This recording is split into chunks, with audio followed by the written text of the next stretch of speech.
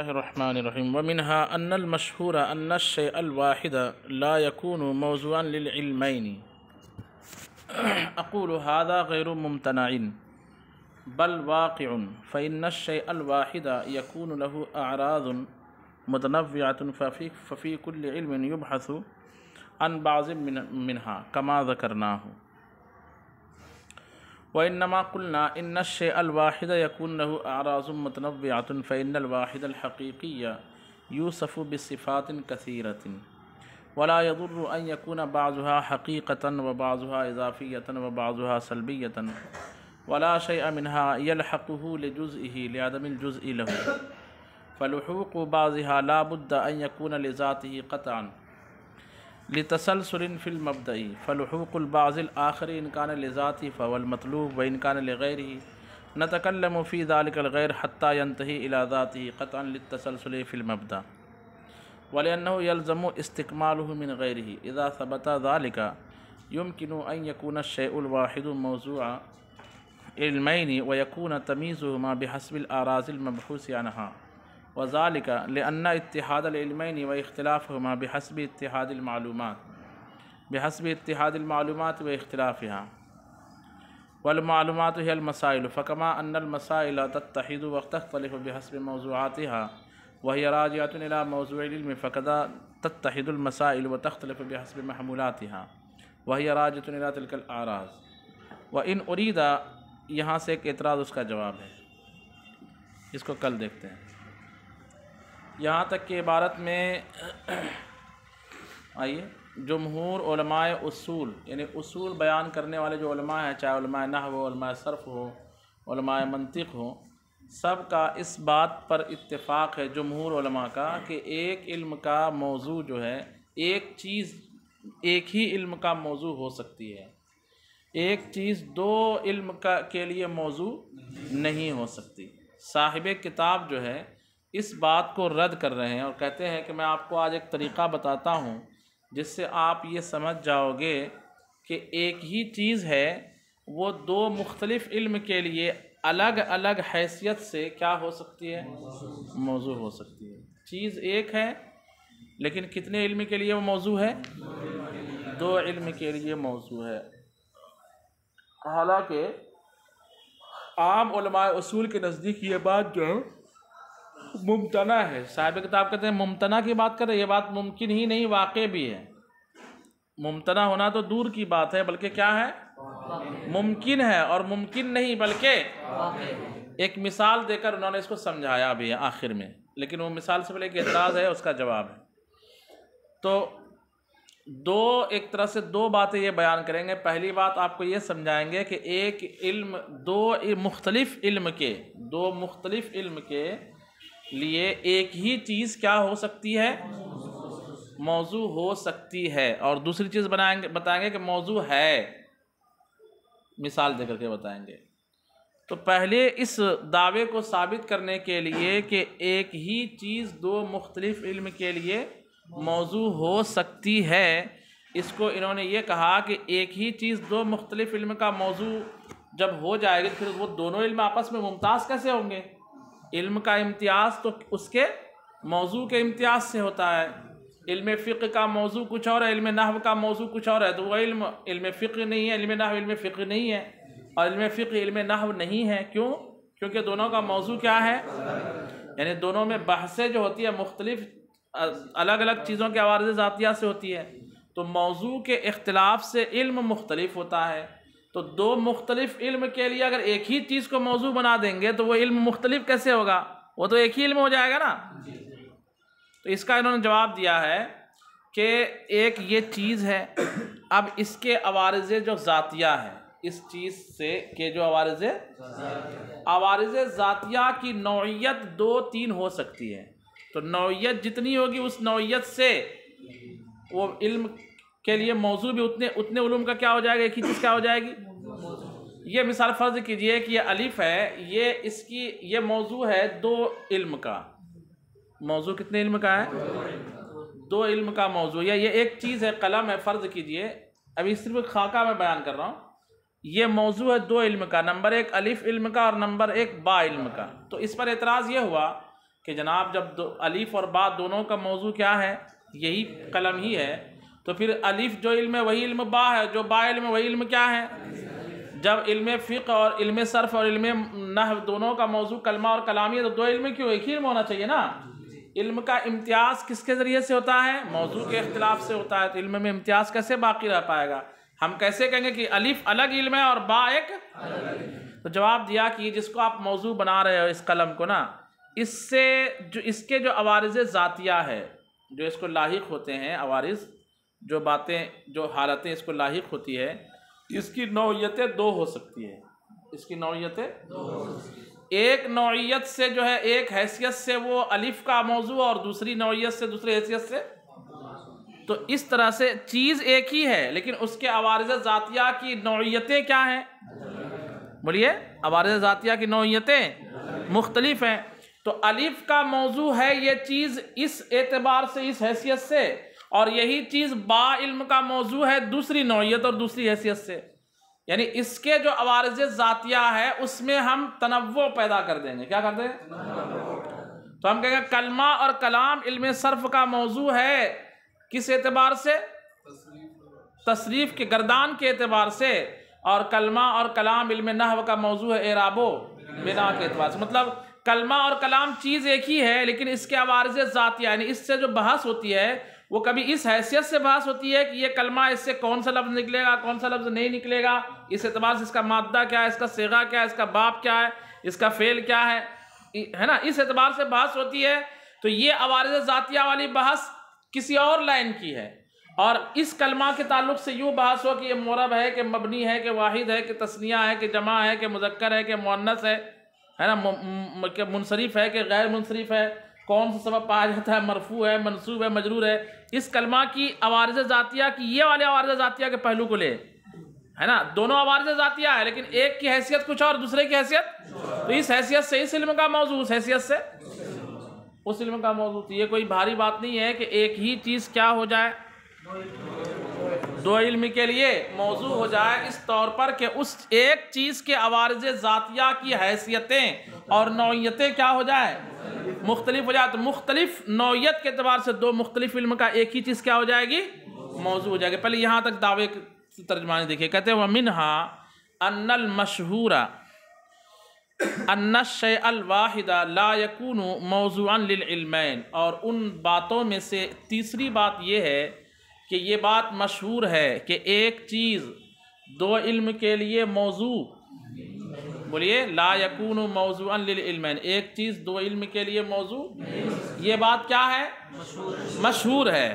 اقول، لیکن میں کہتا ہوں، ھذا غیر ممتنع، یہ بات کوئی غیر ممکن، ناممکن نہیں ہے، بلکہ ممکن ہی نہیں بل واقع، بلکہ یہ کیا ہے، کیسے واقع ہے، فإن الشيء الواحد يكون له أعراض متنوعة، اس لیے کہ ایسا ہو سکتا ہے کہ ایک چیز کے مختلف کیا ہوں، اعراض ہو، اعراض ذاتیہ ہی ہو لیکن اعراض ذاتیہ کیا ہو، مختلف ہو۔ ففي كل علم يبحث عن بعض منها، تو ہر علم میں ان میں سے بعض کے تعلق سے کیا کی جائے، دو مختلف پہلو، ایک علم میں اس پہلو سے بحث کی جائے، دوسرے علم میں اس پہلو سے بحث کی جائے۔ کما ذکرنا، جیسے کہ حیثیت کے بیان میں ہم نے کیا کیا، ذکر کیا۔ وَإِنَّمَا قُلْنَا، اب یہ دعویٰ، اور ہم نے یہ جو کہا ہے، إِنَّ الشَّيْءَ الْوَاحِدَ يَكُونُ لَهُ أَعْرَاضٌ مُتَنَوِّعَةٌ، ایک ہی شے کے کیا ہو سکتے ہیں، مختلف اعراض ہو سکتے ہیں، اعراض ذاتیہ اس کے مختلف ہو سکتے ہیں، متنوع کا ترجمہ کرو مختلف، قسم قسم کے ہو سکتے ہیں۔ فَإِنَّ الْوَاحِدَ الْحَقِيقِيَّ، تو ایسا اس لیے ہے کہ یہاں سے ایک دعوے پر دلیل دے رہے ہیں، فَإِنَّ الْوَاحِدَ الْحَقِيقِيَّ، دلیل میں تھوڑی سی پیچیدگی ہے، وہ سیدھا جو ہے رب تبارک و تعالیٰ کی ذات کے تعلق سے اور اس کی صفات کے تعلق سے بحث کر رہے ہیں کہ جو چیز واحد حقیقی ہے، چلو وہاں سے میں آپ کو سمجھاتا ہوں سیدھا، کہاں سے، جو ذات واحد حقیقی ہے، اس وہ واحد حقیقی جو ہے نا صفات کثیرہ سے متصف ہو سکتے ہیں۔ تو جب واحد حقیقی صفات کثیرہ سے متصف ہو سکتا ہے تو جو علم، جو موضوع ایک ہے، جو موضوع شیء واحد ہے، وہ صفات کثیرہ سے متصف کیوں نہیں ہو سکتی؟ سمجھ رہے بات کو؟ اب واحد حقیقی صفات کثیرہ سے متصف ہو سکتی ہے واحد حقیقی کی ذات، اس کو دلیل سے انہوں نے سمجھایا. کہتے ہیں کہ فَإِنَّ الْوَاحِدَ الْحَقِيقِيَّ يُوصَفُ بِصِفَاتٍ كَثِيرَةٍ، واحد حقیقی کیا ہو سکتی ہے؟ صفات کثیرہ سے. پھر وہ صفت کی 3 الگ الگ حیثیت ہوگی. وَلَا يَضُرُّ أَن يَكُونَ بَعْضُهَا حَقِيقِيًّا، اور ضرر نہیں دیتا ہے کہ بعض صفتیں اس کی کیا ہو؟ حقیقی ہو. میں سمجھاتا ہوں حقیقی اس لیے میں عبارت بھی پڑھ رہا ترجمہ کر رہا تاکہ ایک چیز سمجھ میں آئے. میں حقیقیہ سمجھاتا ہوں. وَبَعْضُهَا إِضَافِيَّةً، اور بعض اس کی صفت کیا ہو؟ وَبَعْضُهَا إِيجَابِيَّةً، اور بعض اس کی صفت کیا ہو؟ وَبَعْضُهَا سَلْبِيَّةً، اور بعض اس کی صفت کیا ہو؟ صفت کی کتنی قسمیں کی ہیں انہوں نے؟ کہتے ہیں شیء واحد حقیقی جو ذات ہے اللہ تبارک و تعالی، وہ بھی چند صفات سے متصف ہے، اور وہ صفات کچھ ایسی ہے جو کیا ہے؟ حقیقی ہے. کچھ ایسی ہے جو کیا ہے؟ کچھ ایسی ہے جو ایجابی، اور کچھ ایسی ہے جو پہلے صفت حقیقی سمجھتے ہیں. اللہ کی صفت حقیقی اور اللہ کی صفت اضافی، یہ بارے شریعت میں بھی دیا ہوا ہے عقائد کے بیان میں. صفت حقیقی کا مطلب ہوتا ہے اللہ کی وہ صفت جس کا تصور و تعقل اور تحقق کے لیے غیر کا احتیاج نہ پڑے، غیر کے تعقل کی ضرورت نہ پڑے. یعنی جس صفت کو سمجھنے کے لیے اور جس صفت کے وقوع کے لیے، دونوں چیزیں ہیں. سمجھنے کو کہا جاتا ہے تعقل و تصور، ٹھیک ہے، کیا کہا جاتا ہے؟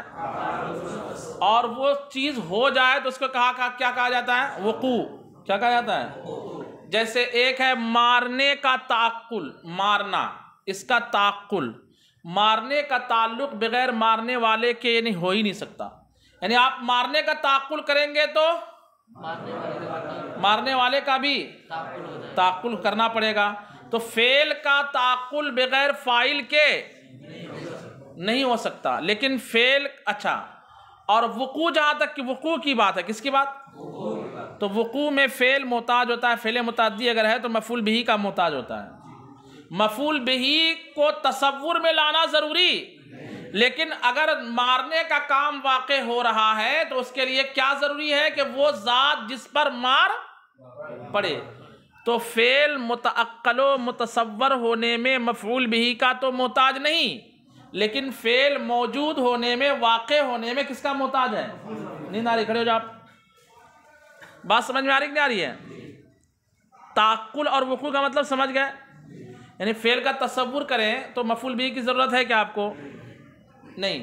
لیکن اگر مارنا، یہ فعل کا وقوع کا تصور کرے، کس کا تصور کرے؟ کہ یہ کام ہو چکا، تو اب کس کا آپ کو تصور کرنا پڑے گا؟ مفعول بہ کا بھی تصور کرنا پڑے گا. تو ہم اس کو یوں کہتے ہیں کہ فعل متصور ہونے میں مفعول بہ کا محتاج نہیں، لیکن موجود ہونے میں کس کا محتاج ہے؟ آپ سمجھ گئے بات کو؟ سیم ایسی سمجھیے، اللہ کی کچھ صفات ایسی ہیں کہ جو متصور ہونے میں اور موجود ہونے میں غیر کا محتاج نہیں. جیسے اللہ کا قیوم ہونا ایک صفت، اور کچھ صفت ایسی ہے، اب تقابل سے سمجھاتا، کچھ صفت ایسی ہے اللہ کی کہ جو متصور ہونے میں تو غیر کا محتاج نہیں، لیکن موجود ہونے میں کس کا محتاج؟ غیر کے تصور کی ضرورت پڑے گی. جیسے اللہ کا رازق ہونا، اللہ کا رحیم ہونا. اللہ کا رحیم ہونا متصور ہونے میں یہ صفت کسی غیر کا محتاج نہیں، لیکن اللہ کی رحمت اللہ سے صادر ہوگی تو کسی نہ کوئی مرحوم تو ہوگا جس پر وہ رحمت طاری ہوگی، جس پر وہ رحمت واقع ہوگی. تو رحمت اپنے موجود ہونے میں، رحمت کی صفت موجود ہونے میں اس ذات کی ضرورت ہے جس ذات پر کیا کی جائے؟ رحمت کی جائے. ایسا نہیں ہو سکتا کہ رحمت ہو جائے اور مرحوم نہ رہے، جس پر رحمت ہو وہ نہ رہے اور رحمت پا لی جائے. ایسا ہو سکتا ہے کیا؟ مرزوق نہ ہو اور صفت رزق کا وجود ہو جائے، ایسا ہو سکتا ہے؟ یعنی خارج میں صفت رزق کا وجود، صدور کب ہوگا؟ جب کوئی مرزوق ہوگا. بات سمجھ میں آ رہی نہیں؟ تشنگی بجھانا ایک کام ہے. تشنگی، پیاس بجھانا ایک یہ کیا ہے؟ متصور ہونے میں ٹھیک ہے، وہ شخص کی ضرورت نہیں ہے جس کی پیاس بجھے، لیکن اگر یہ کام واقع ہو جائے پیاس بجھانے کا کام تو اس کو ڈھونڈنا پڑے گا نا کہ کس کی پیاس بجھی. آپ سمجھیں نہیں سمجھے؟ تو اللہ کا رحیم ہونا، رازق ہونا، یہ صفات وہ ہے کہ اس کا تصور تو بغیر کسی غیر کے ہو جاتا ہے، یعنی غیر کوئی حاجت نہیں تصور کرنے میں کہ اللہ رحیم ہے، اللہ کریم ہے، ایک کرم صفت ہے، اس کا تصور ہو جاتا ہے. لیکن وقوع میں، موجود ہونے میں کس کی ضرورت پڑے گی؟ رحیم کو. رحیم کو بمانا رحیم سے مراد وہ ذات رحیم نہیں، رحمت، صفت رحمت کے موجود ہونے میں کس چیز کی ضرورت پڑے گی؟ مرحوم کی صفت رزق کے موجود ہونے میں، مرزوق کی صفت غفران کے موجود ہونے میں، مغفور کی. بات سمجھ میں آ رہی کہ نہیں آ رہی ہے؟ لیکن اللہ زندہ ہے تو صفت حیات کے لیے کیا غیر خدا کی ضرورت پڑ رہی ہے کہ وہاں پہ؟ نہیں نا، اللہ خود سے زندہ ہے. متصور اور موجود ہونے میں غیر کی کوئی ضرورت. تو جن صفات کے متصور ہونے اور موجود ہونے میں غیر کی طرف احتیاج نہ ہو ذہنی طور پر، تو وہ صفات کو کہا جاتا ہے صفات حقیقیہ. کیا کہا جاتا ہے؟ اللہ کا قیوم ہونا، اللہ کا حی ہونا. بات سمجھ میں آ رہی ہے؟ اور جن صفات کو متصور ہونے میں تو غیر کی ضرورت نہ پڑے لیکن موجود ہونے میں وہ صفات کیا کہلائیں گی؟ اضافیہ، نسبت. باپ ہونا اس چیز کا تصور بغیر بیٹے کے ہو سکتا ہے کیا؟ نہیں. یعنی باپ ہونے کا تصور تو ہو سکتا ہے لیکن وجود، یعنی باپ ہونے کا تصور بغیر بیٹے کے ہو سکتا ہے لیکن باپ ہونا حقیقت میں خارج میں جب پایا جائے گا تو ایسا نہیں ہو سکتا کہ بنا بیٹے کے باپ ہونا. باپ بیٹا ہی نہیں ہوگا تو باپ کس کا بنے گا؟ وہ سمجھ میں بات آ رہی کہ نہیں آ رہی جناب؟ جس کا کوئی بیٹا ہی نہ ہو وہ باپ ہوگا؟ تو خارج میں کسی شخص کے لیے باپ ہونا ثابت کرنا چاہتے ہیں آپ تو نسبت اس کو کدھر دینی پڑے گی؟ آپ کو کسی نہ کسی بیٹے کو بھی ڈھونڈنا پڑے گا کہ یہ اس کا بیٹا، جبھی تو وہ باپ ہے. تو یہ نسبت اضافی ہوئی. یہ نسبت کیا ہوئی؟ باپ ہونے کی صفت کیا ہوئی؟ اضافی. ایسی اللہ تبارک و تعالیٰ کی کچھ صفات کیا ہے؟ اب سمجھ گئے اضافی کا مطلب؟ اچھا، اللہ کے کچھ صفات ہوتے ہیں جو ایجابی ہوتے ہیں. کیا ہوتے ہیں؟ ایجابی. نیند ہو کتنی زبردست آ رہی بیچاروں. کھڑے ہو جاؤ. کچھ طلبہ کو نیند آ رہی. آپ کو جی چشمے والے اسلام بھائی، یہ سامنے والے جی کھڑے ہو جائیے. آپ چپکی لے رہے ہیں. تو ایجابی صفات کا مطلب وہ صفات جو اللہ تبارک و تعالیٰ کے لیے ثابت مانے جاتے ہیں، جن کو اللہ تبارک و تعالیٰ کے لیے ثابت کیا جاتا ہے، ان صفات کو کیا کہا جاتا ہے؟ اللہ رحیم ہے، اللہ کریم ہے. یہ صفات کیا اس کے؟ اللہ کا رحیم ہونا، کریم ہونا، رازق ہونا، خالق ہونا، قہار ہونا، جبار ہونا، ستار ہونا، غفار ہونا، یہ سب کیا ہے؟ اور ظلم اللہ کے لیے کون سی صفت ہے؟ اس کو سلب کیا جائے گا. قبح، کذب، اور ایک فرقہ ہے جو کذب کو کیا کرتا ہے؟ ایجابی صفت مانتا ہے کہ نہیں؟ تو اللہ کی کچھ صفات ایسی ہے جو ایجابی ہے، کچھ صفات ایسی ہے جو. تو خیر، یہ وضاحت ہم نے اس لیے کری تاکہ کنفیوژن دور ہو جائے. اب آتے ہیں اپنی بات پر. یہ اس کا تعلق علم کلام سے تھا، اس میں اور تفصیلی بحث ہے. اب آتے ہیں اپنی بات پر. کس بات پر؟ کہ ایک چیز کتنے علم کے لیے موضوع ہو سکتے ہیں؟ ہو سکتی ہے دو علم کے لیے. اسی بات چل رہی تھی. اس کو ثابت کرنے کے لیے کہا کہ ایک موضوع دو علم کے لیے ہو، ایک چیز دو علم کے لیے موضوع ہو سکتی ہے. کیوں؟ کیونکہ اس ایک چیز کے عوارض ذاتیہ جو اس کی صفات اس سے لاحق ہے وہ مختلف ہو سکتی ہے. ایک چیز کی صفات مختلف.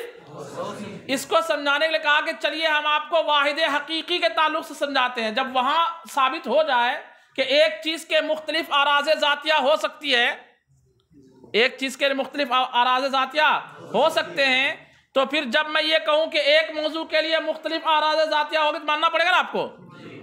جب واحد حقیقی میں یہ معاملہ ہے تو پھر واحد عددی میں ایک واحد ہوتا ہے واحد حقیقی. یہ بھی سمجھائی دیتا ہوں. واحد حقیقی اور ایک واحد عددی، واحد حقیقی کا مطلب ہوتا ہے ایسا واحد کہ جو کسی جہت سے تعدد کو قبول نہ کرے، اس کو کیا کہا جاتا ہے؟ اور واحد عددی، ایک میں ایک ملا دو 11، ایک کے بعد 2 کو قبول کرے گا، اس میں 1 ہے، 2 میں 1 ہے کہ نہیں؟ 100 میں 1 ہے کہ نہیں؟ 100 میں 100 1 ہے، 50 میں کتنے 1 ہے؟ تو 1 تو ہے وہاں پر بھی نا، تو بولیں گے 50 میں 50 1 ہے، 1 تو ہے وہ، 1 تو ہے وہ، لیکن کتنے 1 ہے؟ 50 1 ہے۔ تو اللہ اس اعتبار سے 1 نہیں ہے کہ 50 میں 1 ہے، 50 1 اللہ نہیں، اللہ واحد عددی کے اعتبار سے 1 نہیں ہے، بلکہ تو آپ عقیدے کے معنی پڑھیں گے لا عددن ہوا واحد لا عددن، عدد کے اعتبار سے واحد، کیونکہ عدد کے اعتبار سے 10 میں کتنے واحد ہے؟ تو واحد تو ہے وہ بھی، 10 سیب لاتے ہیں تو کتنے 1 1 سیب ہے اس کے اندر؟ تو واحد واحد واحد ہے کہ نہیں؟ 10 واحد، سب واحد ہے، لیکن وہ واحد حقیقی کیونکہ عدد کے اعتبار سے وہ واحد ہے۔ واحد حقیقی یہ ہے کہ کسی بھی جہت سے تعدد کو قبول، اور 10 میں 10 واحد تو ہے لیکن وہ تعدد کو کیا کرتا ہے؟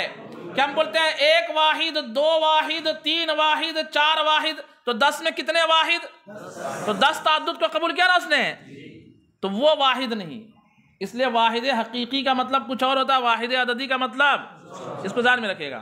تو کہتے ہیں ہم واحد حقیقی کے بارے میں آپ کو بتاتے ہیں کہ ایک واحد حقیقی ہے، اس کی چند صفات ہو، اس کو لاحق ہو اس کی چند صفات ہو سکتی ہے، کچھ حقیقی، کچھ اضافی، کچھ ایجابی، کچھ سلبی۔